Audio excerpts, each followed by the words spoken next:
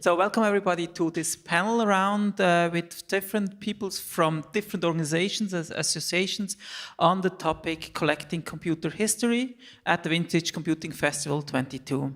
Now, I want to first start with the introduction round, like about what kind of museums we have here, collectors, peoples, and what kind of elements. Later, I want to talk with you a little bit about the topic, how do actually those different actors collaborate with each other? And finally, I want to go to the topic, so actually, what does it mean collecting computer history? What should we collect? What can we forget or what shouldn't be forgotten? What kind of tactics those different groups and associations have within? We also will invite you then to discuss with us. This is the chair here then, if somebody wants to add something, because what I personally believe is that many of us already collected it by themselves, have histories and stories about telling that to discuss with us.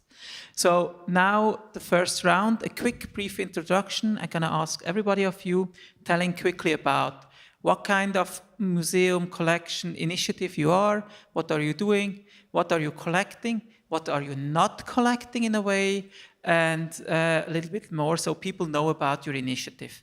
I propose I start first with the tab on the left. Let's see who's that. And that's ESoCop. Stefania, please introduce you to your topic and your association. Hello everybody. I am Stefania Calcagno, President of European Society for Computer Preservation. We are a free association created by a bunch of retro computers addicted in 8 years ago from Germany, Italy, and Switzerland. We are based in Switzerland, but we have also members in Italy and Germany. We have as a mission to preserve, maintain, and restore the history of computers and to teach the new generations how we got from a huge computer making 2 + 2 in 5 minutes to have all the knowledge of mankind on your hand in a smartphone, and also to provide all the collectivity for documentation and from informations in order to let everybody be able to repair, fix, and restore and maintain active and usable old computers. And just a question for you, what are you collecting and what are you not collecting? As an association, we are collecting machines mainly from 1965 to 1995, but we also have some stuff from just after the Second World War, such as IBM punches and other stuff from 1945-47. Okay, thanks. So let's go to the next group, and I think that's the Musée Bolo in Lausanne, I think, are you stationed? So please introduce yourself and go ahead. Cédric. Okay, many thanks. So I am Cédric Gaudin, president of the Foundation Mémoire Informatique, who owns the collection of the Musée Bolo. It's a huge collection, started 26 years ago, and we collect, again, today, really rare computers. We have a lot of Commodore 64, Amigas, and so on. And today in the collection, the storage is the space of the storage is quite full. So we collect only really interesting things. So if you have some really interesting computers, we still continue to collect, but not a common one. We have a lot. Most of the time we give some to the OCCC when we don't, we have already this computer, so we give the contact to the OCCC so that they can increase their collections. So, yeah.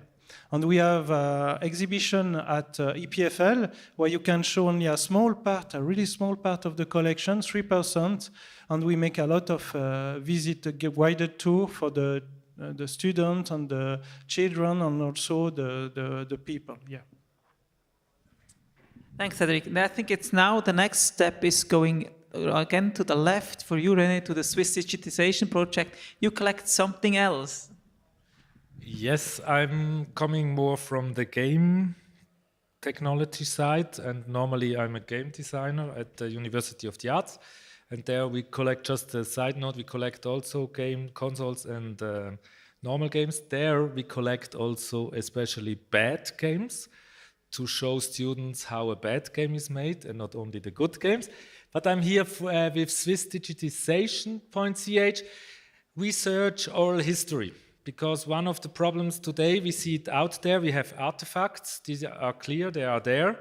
But one of the biggest problems with the digitalization transformation is to have the things that are in everyday's life, what's changed and what is different and how our society changed. So there we search for images. There are not so many images from this time because it was not worth to make a photo, if it's 1 franc, for example.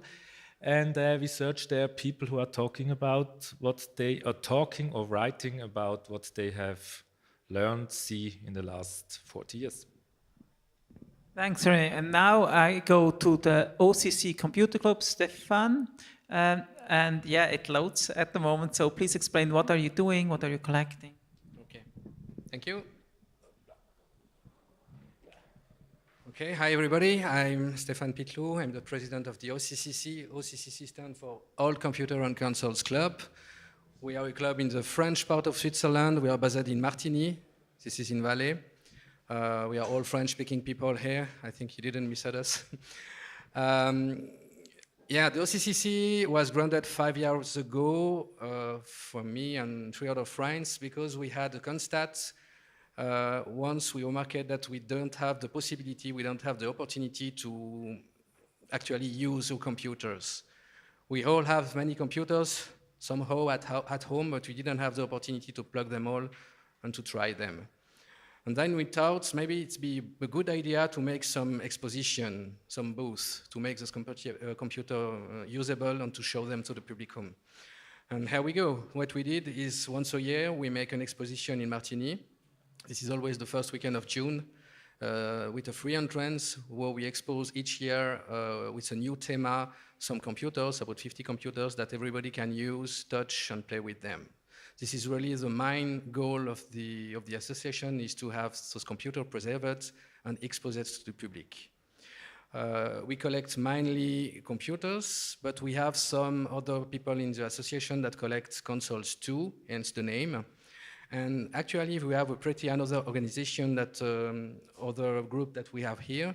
Actually, every member of the group owns his own collection. We don't have some material that's belong to the club itself, but instead everybody has his own collection. Therefore, we are specialized in many different aspects. For example, I'm more an Amiga guy. I'm collecting everything that's just the Amiga. But we have other people like Marcel that you saw with the Amiga 3000 or other that is specialized in Unix system. He's mainly interested in everything that touches Unix. And we have other people that are specialized, for example, in PlayStation 2. So we have a very large panel of different kind of machine. Actually, we are about 40 people in the group. And we have more than 300 machines ready to be shown, to be used by the public. What we do mainly is to collect some computers, to restore them, to save them. We always try to restore them the most accurately way possible, to have a display that's matched the accuracy of the history. And the last thing that we want to do always is to preserve the software that's come with in a digitally form, because we all know that later those diskettes and software won't be available anymore. This is it. Yeah, so thanks. So we know we have really different angles on the same topic. Now, one topic which we also see outside here, everybody has just a table, but has a huge collection. The same happens also for museums. They have a huge collection, but maybe only a small exhibition room. So my question to you is, how do you cope with this tension between having a lot of stuff and maintain, but only be able to show small stuff out of it? And then the other question, then somebody else can also answer on that, are there any stuff you would have loved to have shown but never showed it to somebody, and why? So on that question. Okay. So, well, why we show only a small portion of the collection is quite simple. It's because of the financing. You need money to finance a museum. to have professionals that take care of objects. And today our museum is only fully run by volunteers. So it's really complicated to run a museum by volunteer because you have a real job in your life, and the second job is the museum. So you spend a lot of time for the museum. And at the beginning, the collection was quite small, so it was quite easy. But as soon as the collection becomes bigger and bigger, it becomes more and more complicated to manage all the collections and also to take care of the objects.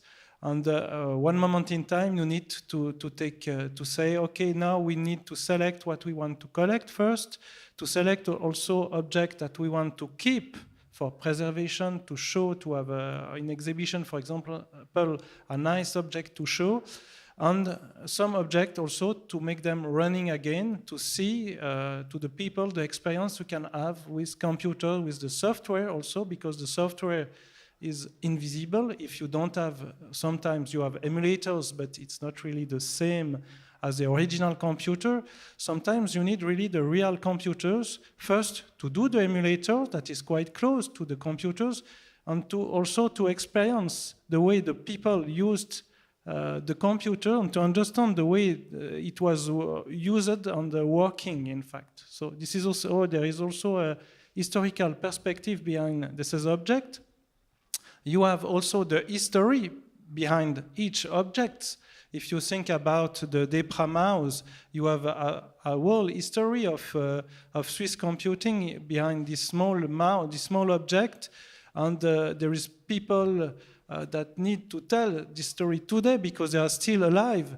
And so there is a lot of work as a museum to do, and we need to do choice. So maybe it's better to collect today the témoignage of people that tell the story about certain object made in Switzerland, for example, there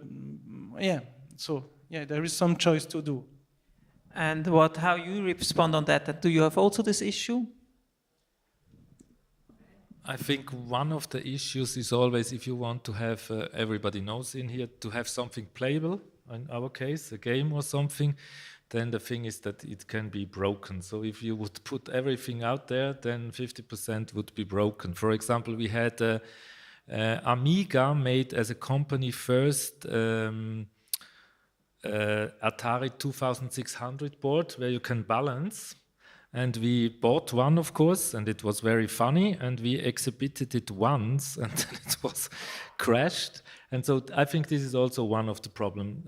Also, if you have a lot of stuff, that you have always 2 or 3 computers working or consoles. And I think this is also one of the problems. Although this question about, is it playable, interactive, or is it just something you can look at? Well,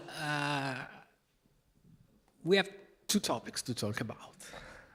The first topic is old computers got crashing. They, not always, but sometimes, poof, explode, okay? So, to exhibit them always, it's quite difficult, if not impossible, because they can't live forever. So, we have to choose whenever and wherever and where to exhibit those computers. And the second topic is that we like to tell stories. We don't exhibit a computer showing that computer. No, it's environment where it was used. We have here an Atari playing music like a music studio in the 1990. We have 2 months ago made a real BBS connected to a PSTN network, showing the people and trying to give them the same feeling we had when we sent an email before internet, 4 days to deliver the email from Switzerland to London.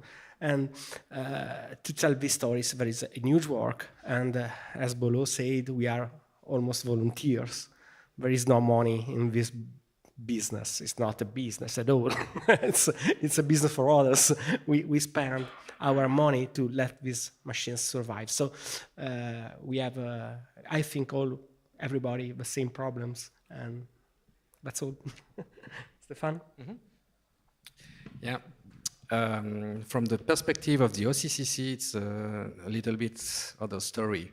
I told you further that my goal is to organize once a year an exhibition in Martigny where we show all computers to the people, to the attendees. And what we do is that we choose a theme. Once we did Atari story. Another time we did the Apple history when Apple was 40 years. Another time we did Back to the Future because we remarked that there was many games on many platforms based on Back to the Future.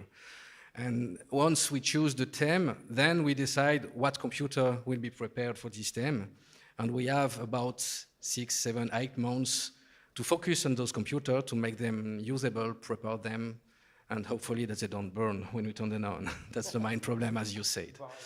This is one part of the dilemma. The second part is when we are going outside in other exhibition, like here, maybe, and then we have to pick up something that we have in working state, because it is not interesting to show something that doesn't work. That's why we mainly try to choose a theme and to choose which people from the club come with which machine that is chosen. For example, this time we took the V-Box with us because we just reserved this machine, and we took this is a good idea to show it in a working condition because it's now finished. It took us about 1 month to prepare it, to make it ready to go, ready to live. And yeah, the other problematic, as you said, for the storage, well, we solved this in another way. As I said, each team member, each people in the OCCC has his own collection. Therefore, a big part of the collection is hosted at home to the people. We have still 2 storage solutions too in Martigny, where we let to most precious pieces, some computers that really have to be cared about. And we have a nice storage solution that is without humidity and without light. So we can really store a computer without having problem with them in many years. That's it. Now, this was like the introduction a little bit. Now I want to go more into the collaboration because we have really different actors. We have, as you see, we have over 30 or 35 exhibitors, many privately collecting. Then we have more, a little bit the museum approach. And this is a vibrant community. We have museums. So my question is, how are they related to each other? Do they work together? How do they work well together? What's going on between this kind of community with over 800 participants actually at the moment visiting them versus museums and other stuff? So we are collaborating with the collector because at the beginning the museum was a collection, so it started with a collector. So Yves Bolognini started his collection 26 years ago, as I said. So he was a collector at the origin. And when they decided to apply for a museum, they decided, because they have a lot, the collection was too big, and they said it would be nice to tell the story of this computer, to have some, to turn on some of this computer for the history and to understand how they work. And it started slowly like that. And there is a small team around the collection started to play with the computers, a bit like the OCCC was doing today. And slowly we turn on a certain number of computers. But we said we should also keep some for the preservation, to keep the object, to have nice object to show. And this is object, and also rare object. So there is rare computer in the collection that you don't want somebody to break the computer, and that's maybe the fear of the collectors sometimes. So Yves gave us his trust to play with his computer. So this was something quite great. And 20 years after, it's a museum with a big collection, and that we need to manage. So, and actually, the collaboration with OCCC, we did we came sometimes to the OOF party, and we sent them some people that want to give computers that we have enough in our collection. So we send the contact to the collectors because we think that it's good that somebody can collect this computer even if we have too much. If they don't have some models, maybe it's a good idea that they keep this as models. Instead, the people just show away this as computers, some dates from 70s, 80s, and just show them away. So this is just a pity. So yeah. You want to add on that? Because you told me a little bit you're sometimes working with museums or else. Well, no, sorry, I don't understand very well your question. Like you want to add to this, like the collaboration with museums, you told me. But okay, I thought it was another question for me, not the same one. So, but okay, no, the same question. Well, several ways we collaborate each other. Any association, but also private people give an hand if they can. I will tell something about Ticino. We have in Ticino 2 associations. We are maybe the most known because we are older, but the other one is Astisi, which is run by ex-USI, University of Italian Switzerland members, and SUPSI, Scuola Superiore Universitaria della Svizzera Italiana. And for example, they had a PDP-11 and a LIST machine which were not working anymore. And they gave us in order to be restored, and our volunteers tried to restore those machines for them, and so on. But mainly, between all of us, we share knowledge, we share contacts. OCCC, we were sharing something just 5 minutes before starting this interview, this roundtable, and we share also knowledge about machines, manuals, and everything. And sometimes also spare parts with Musée Bolo. We gave each other hard disks or whatever when something crashes, because we have maybe 3, 4 and they don't, or they have a lot and we don't have.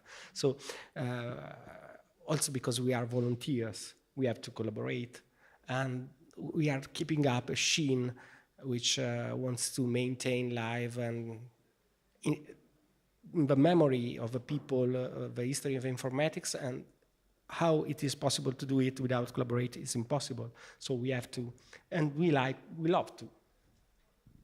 You want to add something, Stefan, or? Yeah, like Cédric said, we are really happy to be collaborating with the Musée Bolo. There are some times when we did their help, for example, for the SMACI. They lend us some pieces that we can use on the computer to make them ready to run again or to make them displayable. And they help us with the basis of the knowledge, because they have knowledge on this computer, and they help us to understand how the computer functions. And I must say, we at the OCCC find very important that the collaboration is possible, because at the end, this is a hobby for us, and everyone has to be happy for the outcome. I should add something, that many members of the OCCC are members of the Bolos Museum too. That means there is some relativity between those organizations, and it will remain so. So it feels like there's a huge harmony in between the different entities. So I just want to ask, are there also sometimes challenges? Because what we see here, what I see is all computer museums seems to be voluntary organized. But we also have professional museums or other stuff. How's the collaboration going on with them? Like, or other stuff? Or is it really everything is harmony? Also there's one interesting thing. You see the Swiss Roman, and you see the Swiss German, and so oh God, let's say it like this: the Latin Switzerland and the German part of Switzerland. And I have a little bit the feeling that in the German part it's working differently, I think, because there are not so many museums. And I have also the feeling that the public museums are not very interested in computers, technology, and games. So, as my opinion, and it's also, I think, a different mindset in the German part. Their computer is still something that it's the past. Therefore, with the collaboration, I think it's not so simple for the German part of Switzerland. You want to add? Yes, so the collaboration, even for the Swiss-French part or with the Swiss-Italian, is not so easy task. So it needs a lot of discussion about different subjects.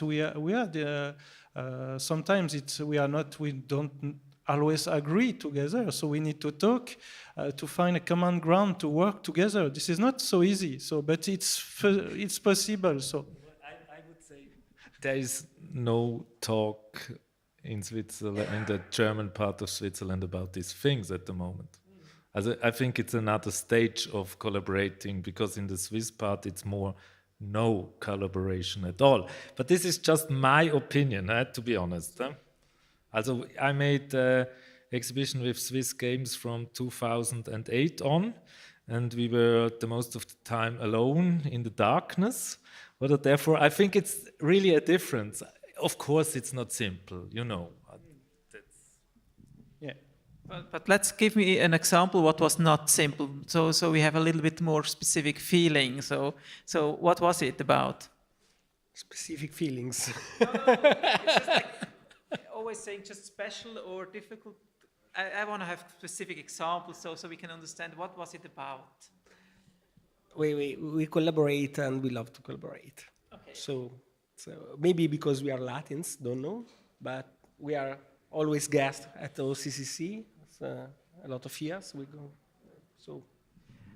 As I told in the beginning, we have a chair here for somebody adding something. We are at the topic now, relationship between museums and private collectors and all those people collecting. So if you want to add something, this chair is free.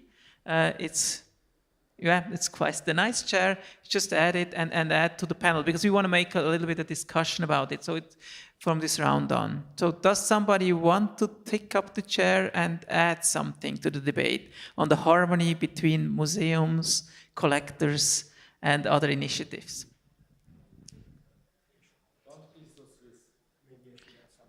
Yeah, then ask you.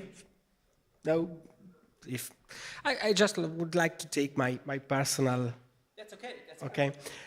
Since I'm a collector, also, I'm maybe the most important collector of Commodore stuff in the world. I have almost everything, which means the first prototype and the last prototype, and every computer box is perfect.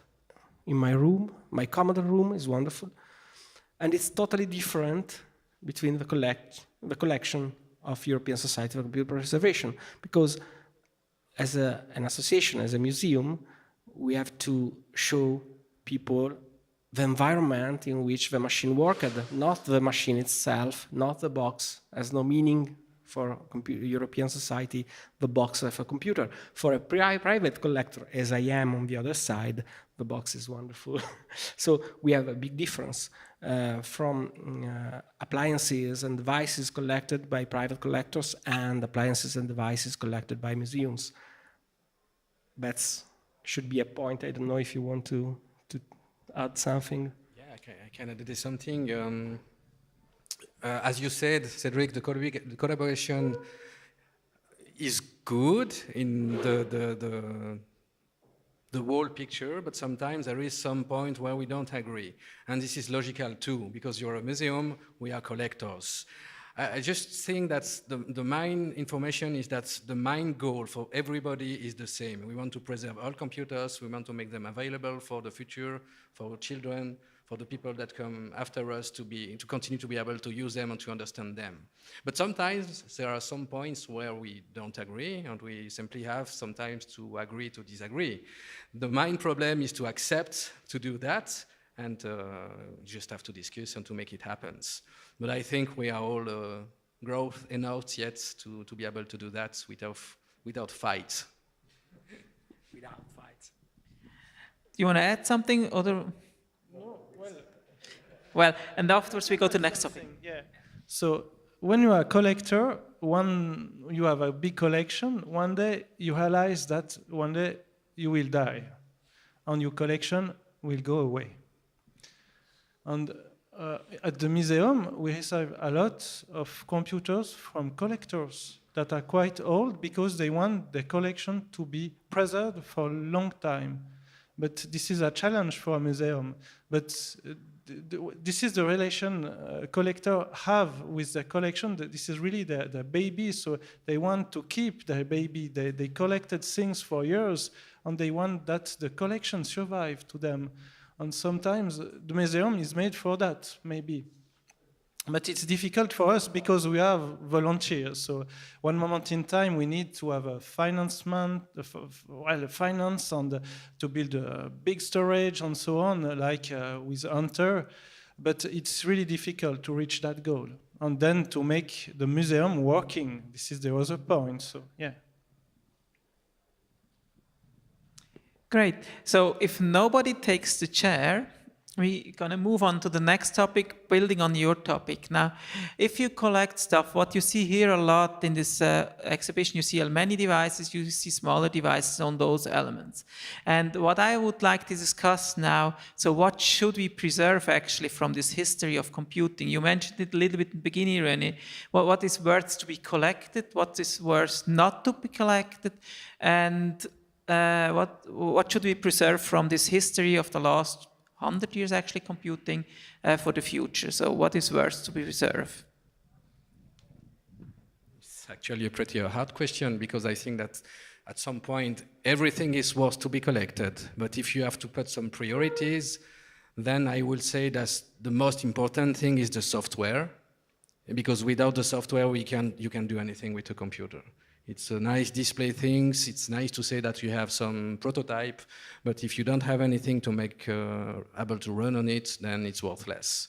Naturally, there is some exception, that's clear, but I will say that the main topic for me, the most urgent one, is to save the softwares, because the floppy disk, the tapes, everything that holds the software become old, and we will come to a point in a few years when it won't be possible anymore to save them.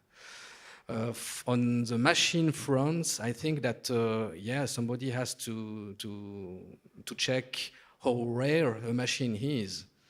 I think if you take two examples that we have now on the booth for what we have today, we have a B-Box, we have an Amiga 3000, we have a Smaky. Well, if I have to choose one of those three, it's clearly the Smaky that have to be preserved. I'm sorry for the B-Box, because the B-Box, you can basically find one in US, you can find one in France, you can find, it won't be easy, for sure, but you can find one.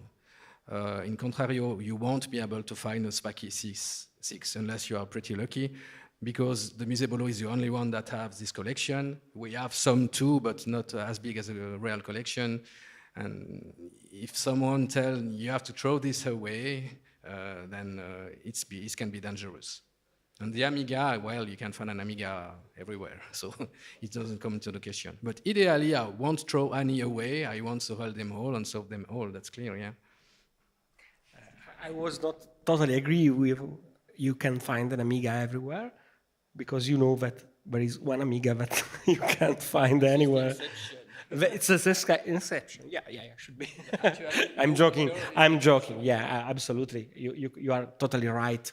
And we have, for example, some computers like Sun Enterprise 10,000, which weighs about 1,500 kilos, and it was saved from being destroyed in a data center in Sardinia Island in the Mediterranean, and it was very difficult to reach that place and to take a 1,500 kilos computer to Lugano. It's not that easy, and that's a point. We would like to save those computer, those stuff, because no private collector can.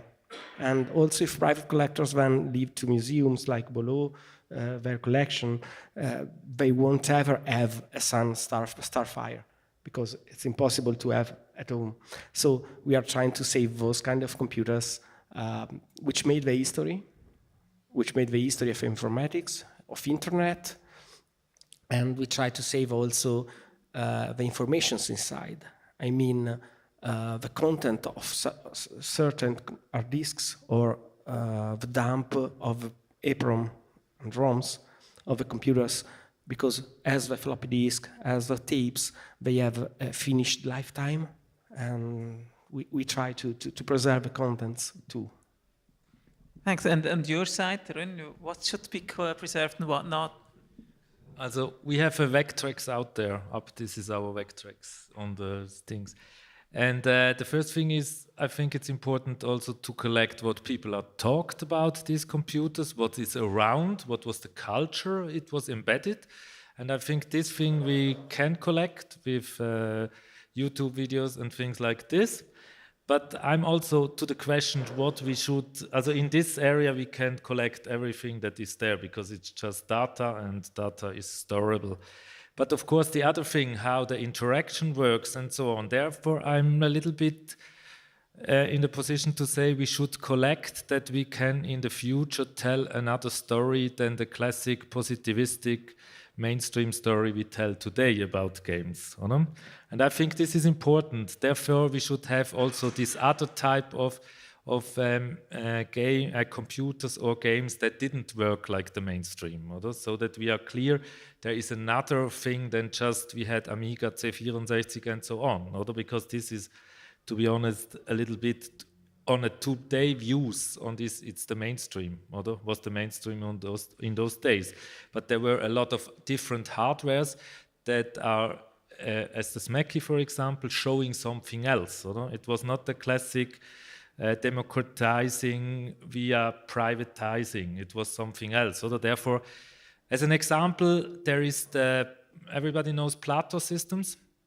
It's a very important thing you have to look at. It was an e-learning system from '68, and as a game designer or as a coder, I go up there and look into a system that had on 72 things. You don't find it somewhere else. So it's really, you go in there and you see the first person shooter long ago before everybody. And I think this is important to have this wide range of what was possible and not a small thing. Therefore, I'm for collecting also a lot. But if we have to decide at the end, I would be the one of the side who would say, I would take the Vectrex and Plato, because it shows much more than a lot of other culture. You want to? First, you want? I was just saying that I love the Vectrex too. So one thing, Vectrex is not like all vector screen out there is not emulatable. It's not something you can show. The first time in my life I saw asteroids, and you see the cathodic ray in the middle, it's as bright as the whole screen. You say, fuck, and all this emulation don't show anything of this. Even the sound is so dramatic good on this machine. And this is not, even not with FPGA. Oh, sorry. I can add something? Yeah.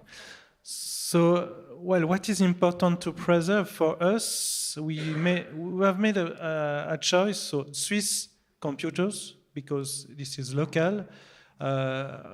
We have Professor Wirt and Professor Jean-Daniel Nicou, who both made computers, even some others, and we need to preserve this is the history behind this is computers, and the part of the computers, even the computers. I think this is quite important, and also with the help of collectors, because there is some people making Lilith, working back again, so this is a quite great work.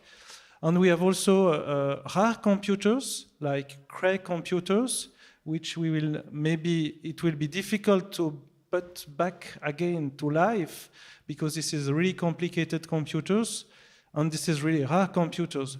I think this is the two main objects we need to preserve for a long time.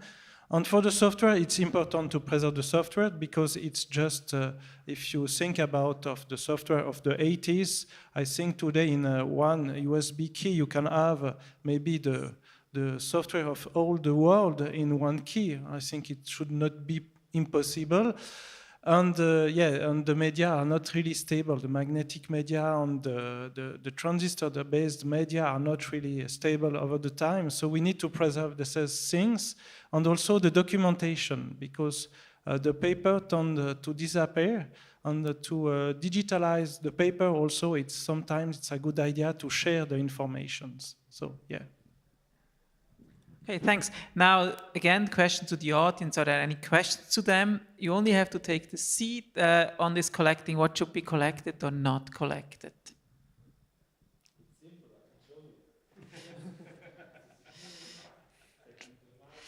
Because many of you are collectors themselves, like you in the middle. I have no questions. What would be worthwhile to have is no, I have a suggestion. What would be worthwhile to have is an overview of the collections of everybody in Switzerland. Some sort of spreadsheet with the different collectors with machines they have. Because there are some very rare machines that collectors have and that's not known about. For instance, a data point 2200 to Frank will not get. Things like that are very rare, important, and it would be good to have an overview of what's available in the collectors and not only in the private museum. Yes. Mm-hmm. That's something I suggest.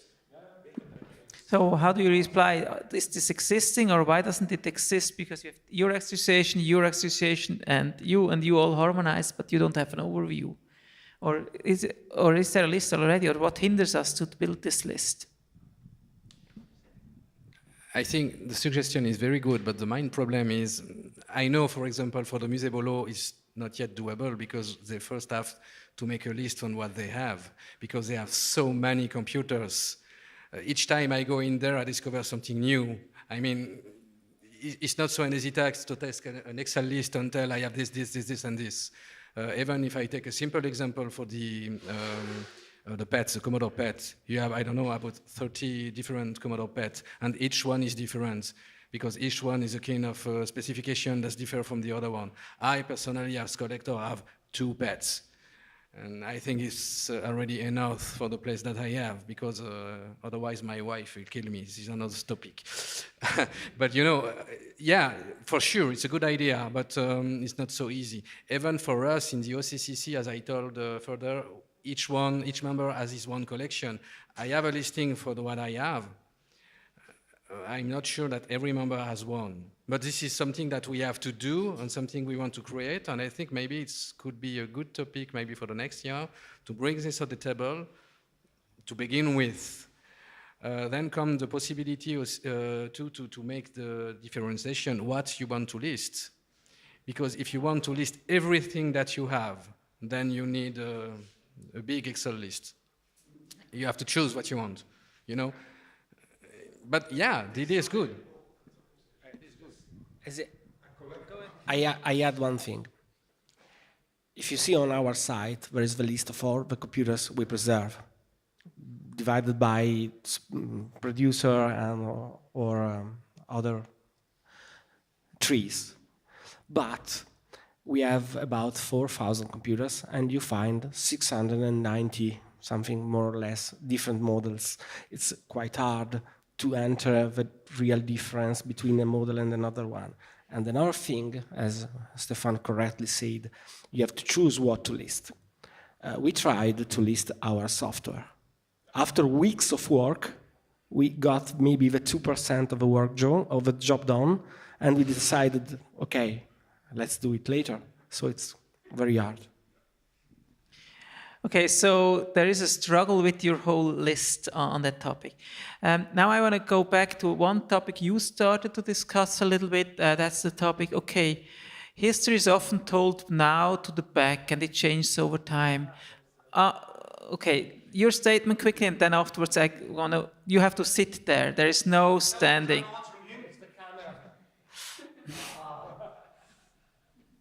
Is that cable that short? Well, anyway, I think the problem Jos just touched is something very more deeply. The basic thing about having a collection for a museum is not to collect this stuff. It is not to have that stuff. It is not to preserve that stuff. It is to have a huge, sufficient repository of tools to build their exhibition. I'm a collector. I got a few computers, and the real worth of my collection is if I do an exhibition, I don't have to run around in the world and beg people to get a specific computer which I need to explain a specific point in the exhibition. I just go into my warehouse and pick one of them. Except, and that is maybe part of what he asked, is there are very few but important machines I'm missing. I'm begging him for now 4 years or what to lend me his data point 2200. Not sure if he mentioned that. Because that is one computer I'm missing. And we're right now building an exhibition about the history of the PC, how the PC came to be. And in the history of the PC, the data point is an interesting, data point because of being the first step in what later became the x86 architecture. So it belongs into the timeline we're building, and I don't have one. And that is maybe the idea about the list. It is not about having all of your stuff down to the last cassette, down to the last floppy disk inventory, but rather having an overview to help among each other to find items for exhibitions when we need them. Because the next time one of you is doing an exhibition about, I don't know, about the history of Smaki, and you need a single board computer with a Z80 which has been used during development or whatever. I don't know. You got more ideas than I have. So there's a huge difference between collecting and museum. Also, maybe going back to another point, the view of the collector is having more stuff.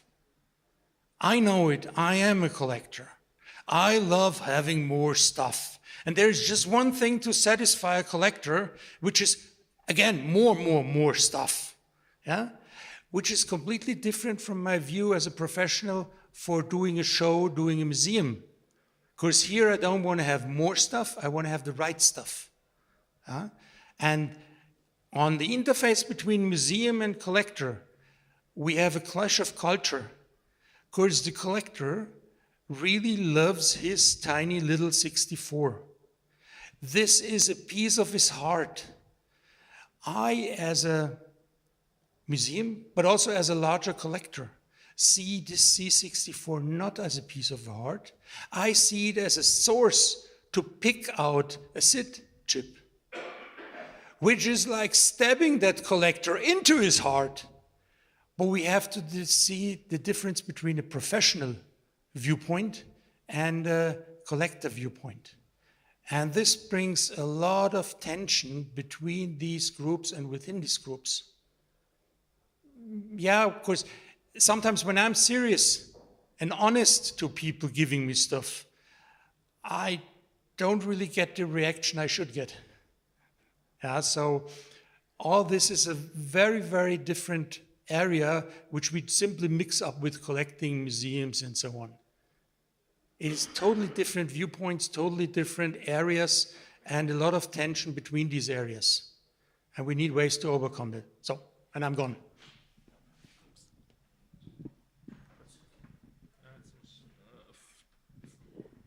Yeah, thanks. So we had now this discussion about museum collectors and different views.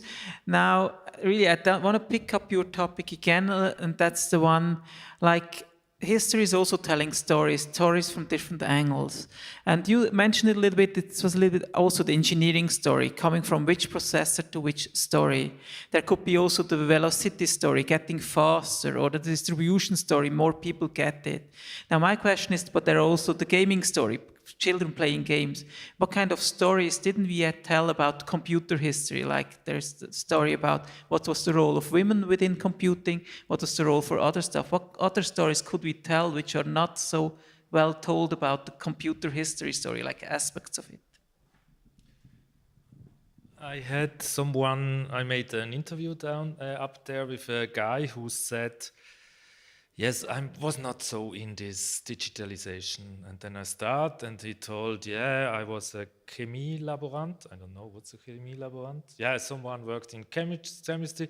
He then get to the ETH and worked on the Lilith with the graphics, font, and so on. And then started to have an own company making software solutions for building houses and things like this. And this guy said he was not in digitalization. You see the point?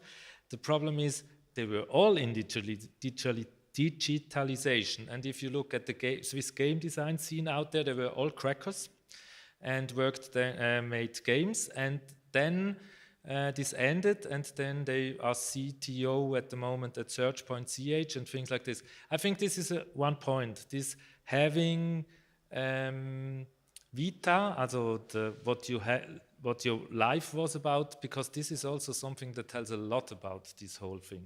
This would be one point of me, also, which I found very important. What happens with people when they are there? What happens afterwards? I think this is also something that is very important about digitalization and with which machines they work. If we talk about Next, how important was Next for the World Wide Web? It was important. How important was it for the gaming industry? Doom was first programmed in, for example. And this is machine focused, and the other one was person focused. He's one of the crackers and game designers. Want to say something? Well, I personally, I'm talking about personal stuff right now. I love to tell the story of how digital art was born. I did it here some years ago, and for example, nobody knows that from video games come the digital art we have right now. We have NFT art and everything, looking on the movies, the special effects, and everything was born in computers in early 80s and late 80s with the machine, with people creating stuff. And we have also visitors here working for big companies like NVIDIA or Activision, making the cards which let people now play on the PlayStation or on the PC. And they were born on certain computers, making certain things, certain stuff, and nobody knows that. Not nobody, because a lot of people knows, but just the bunch of people inside that kind of groups, but not the public. And this is a story I like to talk about. It's not maybe related just to the collection. It's personal, related, as he told. It's important to divide the two things, machine-related or person-related. This is maybe more person-related, but also in a certain timing and a certain manner. It becomes from using a Commodore 64 to making a PixArt, something like that. Okay. Yeah, the way we tell some stories when we do some exhibition with computers is something that we particularly take care about. When we do an annual exposition in Martigny, the first thing that we do is to choose a theme. And then we try to stay in focus with this theme. I take two examples that we do. The first one, this was last year with Back to the Future. Once we told us it could be a good idea to have a real DeLorean in front of the exhibition, so we did. And then we make some exposition with all the computer games that are based on Back to the Future. And this was the whole point of the whole exposition. Then we have storytelling in the whole exposition with movie posters, with some kind of music that run in the background. This was the story behind. And in this particular case, the computer was not the main point of the exhibition. We simply use it Back to the Future as a line to conduct the attendees to show what we have to show them. Second approach that we take sometimes, it was a good example with the movie Jurassic Park. In this movie, there is a well-known scene where someone used a Macintosh Quadra 700 to hack the system, to shut down the lights, and then on the other side, there was this young girl that used a system and explained them, oh, this is a Unix system, I know it. And actually, this software exists. Marcel installed this software on O2 SGI, and we made a whole booth with those both computers presented with the movie in background. And so this was the way we told the story behind those, and it was only a way to show the computer to the people. Another time we did totally another way. We make an exposition about Atari. We simply took out all we have on the Atari brand, consoles, computers, games, and there were no big story behind. It was only computer exposed. So yeah, the story itself, it's very important. It has to be part of the exposition, but sometimes it's more important than other. Okay, if there is an urgent addition, otherwise I would say we're coming to the end of the panel. And just to see, the exhibition is ongoing another 2 hours, so visit those different places. You can talk to them for, and I would just finish it now. Thanks a lot.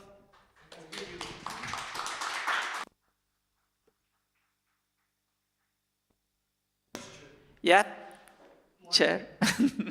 No, ask.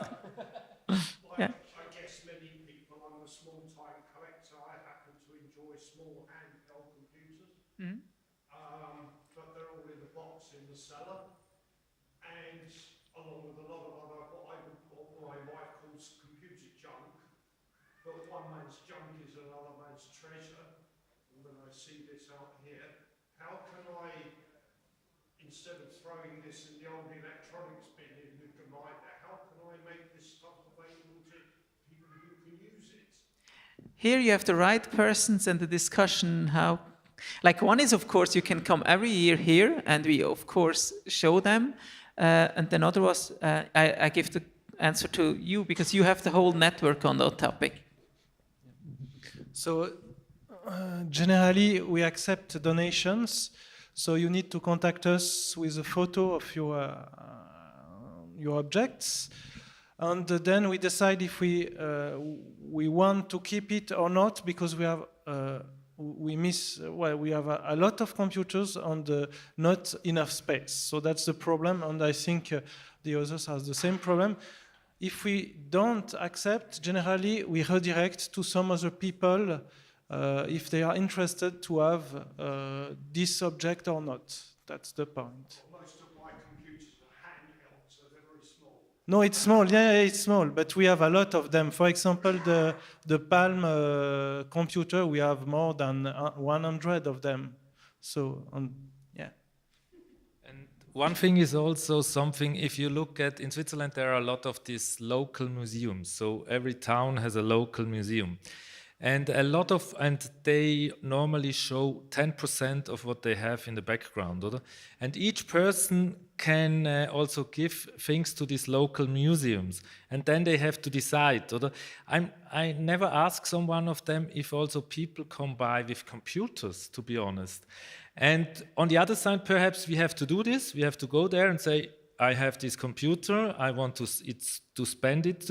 Then perhaps in 5-10 years they understand that it's also part of their heritage, let's say, job. Or at the moment, of course, it's not, because nobody comes. It's clear, everybody of us throw away his Newton and so on. Or? And I think this is perhaps something we have to do, just to push them to the point to say, we need also to take computers, for example, or handhelds, or games. So at the moment, it's not like this, to be honest. But administrations are often only then reacting if they were really confronted with things like this. We have here in Zurich a guy that had a really big pinball machine archive, really huge. He had everything, and also arcades. And he can't do it anymore because it's too expensive. And he tried over years to get room just for this, no chance. And I think this is something we have really to have a lobby to also says always, we want to have room for our digital heritage, Otherwise, and to go on, and the problem is in Switzerland, you always say, oh, I want to do this, but perhaps we have to have a lobby organization for exactly this. I think it's a pity, sorry, that there's not some kind of. I would be happy just to take photographs of all the various things. I've been in computing for nearly 60 years, from mainframes right through, and I have a lot. It's a pity I just can't take pictures of things that I think are interesting and put them on a website and say, this is what I have. If you want to contact me. Unfortunately, I have really to stop here, but there is a lot of discussion ongoing here. You see their faces, you know, all the people.